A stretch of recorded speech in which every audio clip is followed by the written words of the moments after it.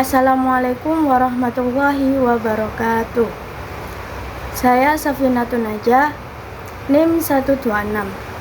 Di sini saya akan menjelaskan tentang problematika lembaga dan pendidikan umat Islam kontemporer. Mari kita mulai presentasinya. Jangan ngantuk.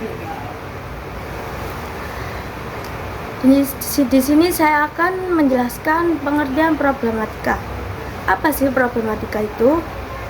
Menurut Abdul Muhid, dalam majalahnya tentang problematika pembelajaran mata pelajaran terpadu, problematika berasal dari bahasa Inggris, yaitu problematik, yang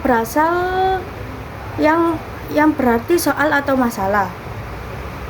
Sedangkan di dalam Kamus Besar Bahasa Indonesia, problem berarti sesuatu yang tidak dapat dipecahkan, yang menimbulkan masalah. Masalah adalah suatu kendala atau persoalan yang perlu dipecahkan.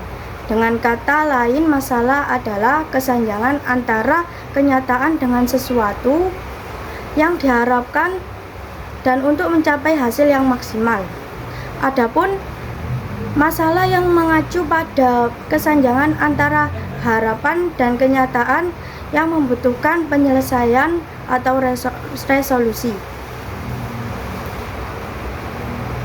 Melihat penjelasan di atas, maka dijelaskan di dalam Al-Quran surat At-Talaq ayat 2-3 yang berbunyi Bismillahirrahmanirrahim.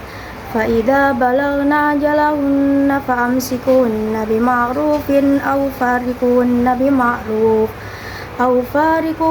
bima'rufin wa ashidu dawai adlim minkum wa aqimus syahadata lillah Dalikum yu'adu bihi man kana yu'minu billahi wal yawmil akhir wa man yattaqillaha yaj'al lahu makhraja wa yarzuqhu min haitsu la yahtasib wa man yatawakkal 'alallahi fa huwa hasbuh innallaha balighu amri qad ja'alallahu likulli syai'in qadara.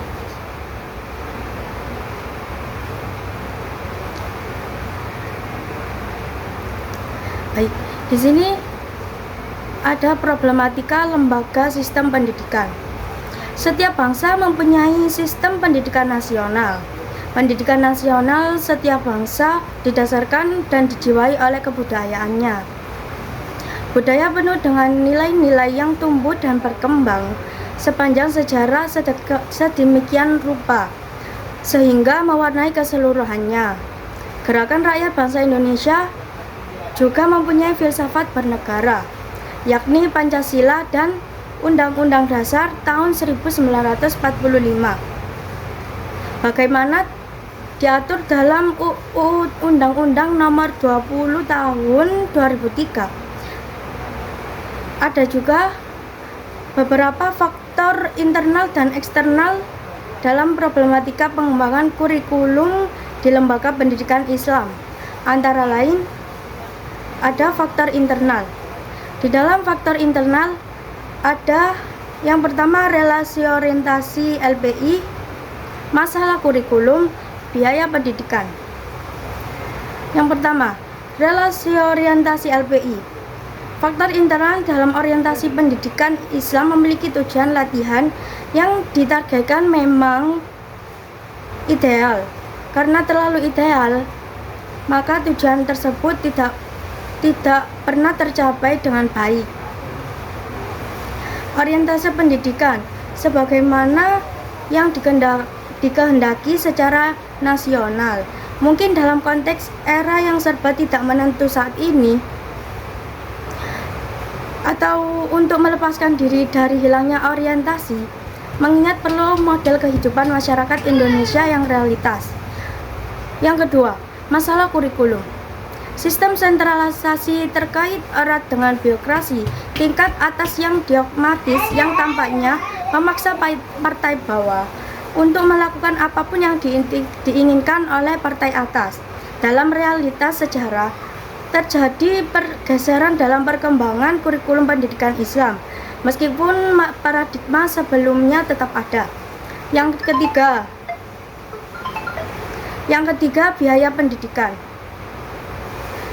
Faktor biaya pendidikan adalah faktor yang penting dan merupakan topik tersendiri yang tampaknya tidak jelas siapa yang bertanggung jawab atas masalah ini. Perkembangan kurikulum untuk kegiatan eksperimental membutuhkan banyak biaya, baik dari segi metode konten maupun dari segi sistem secara keseluruhan. Dan yang kedua, ada faktor eksternal.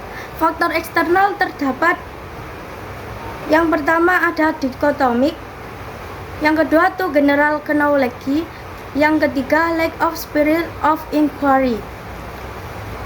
Dikotomik. Masalah yang utama dalam dunia pendidikan Islam adalah adanya dikotomi dalam beberapa aspek, yaitu antara ilmu agama dan ilmu umum.